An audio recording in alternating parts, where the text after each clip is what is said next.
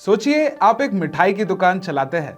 अब अगर आपकी दुकान काफी सेल्स करती है लेकिन ज्यादा प्रॉफिट नहीं कमा रही, तो क्या वो बिजनेस सस्टेनेबल होगा? इसी तरह प्रॉफिटेबिलिटी रेशियोज हमें ये समझने में मदद करते हैं कि एक कंपनी कितनी एफिशिएंटली अपनी इनकम जनरेट कर रही है।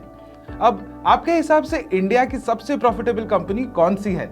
कमेंट्स में हमें बताइए। और अगर आपको ये कंटेंट पसंद आ रहा है तो एंजल वन के चैनल को जरूर सब्सक्राइब करें। प्रॉफिटेबिलिटी रेशियोज कंपनी की फाइनेंशियल एफिशिएंसी और प्रॉफिट जनरेटिंग कैपेसिटी का एनालिसिस करते हैं। ये रेशियोज इन्वेस्टर्स को बताते हैं कि उनकी इन्वेस्टमेंट रिटर्न्स कैसे इंप्रूव हो सकते हैं। चलिए समझते हैं प्रॉफिटेबिलिटी रेशियोज के कुछ टाइप्स।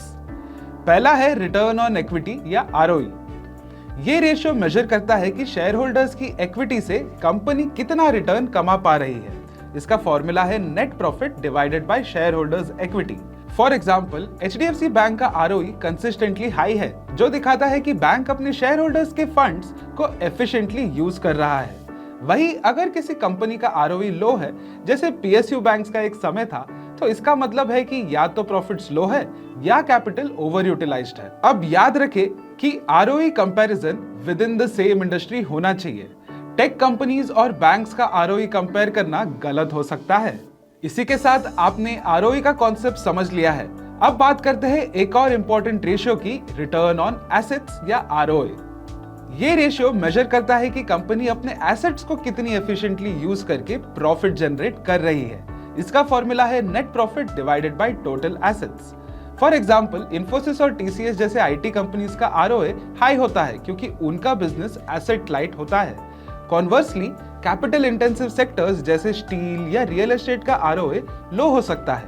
अब अगर एक कंपनी का आरओए कंसिस्टेंटली बढ़ रहा है, तो इसका मतलब है कि कंपनी अपने रिसोर्सेज को एफिशिएंटली यूज कर रही है। अब आखिरी और एक क्रिटिकल प्रॉफिटेबिलिटी रेशियो की बात करते हैं, जो है नेट प्रॉफिट मार्जिन। ये रेशियो बताता है कि कंपनी अपने सेल्स से कितना प्रॉफिट कमा रही है, और इसका फॉर्मूला है net profit divided by revenue multiplied by 100। For example, Nestle India जैसे एफएमसीजी जायंट्स का नेट प्रॉफिट मार्जिन हाई होता है क्योंकि उनका प्राइसिंग पावर स्ट्रांग होता है और कॉस्ट मैनेजमेंट एफिशिएंट होता है। लेकिन टेलीकॉम कंपनीज जैसे वोडाफोन आइडिया का मार्जिन लो हो सकता है कॉम्पिटिटिव प्राइसिंग और हाई कॉस्ट की वजह से। तो दोस्तों, प्रॉफिटेबिलिटी रेशियोज जैसे आरओई, आरओए और नेट प्रॉफिट मार्जिन इन्वेस्टर के लिए कंपनी की एफिशिएंसी और प्रॉफिट जनरेटिंग एबिलिटी को समझने के क्रिटिकल टूल्स हैं। ये रेशियोज का एनालिसिस करके आप इन्फॉर्म्ड इन्वेस्टमेंट डिसीजंस ले सकते हैं। अब आपको कौन सी प्रॉफिटेबिलिटी रेशियो सबसे ज्यादा इंपॉर्टेंट लगती है और क्यों?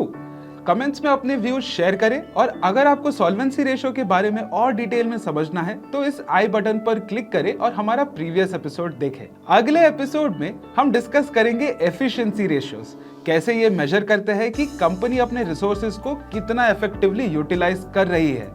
और एंजल वन के चैनल को सब्सक्राइब करना ना भूलें।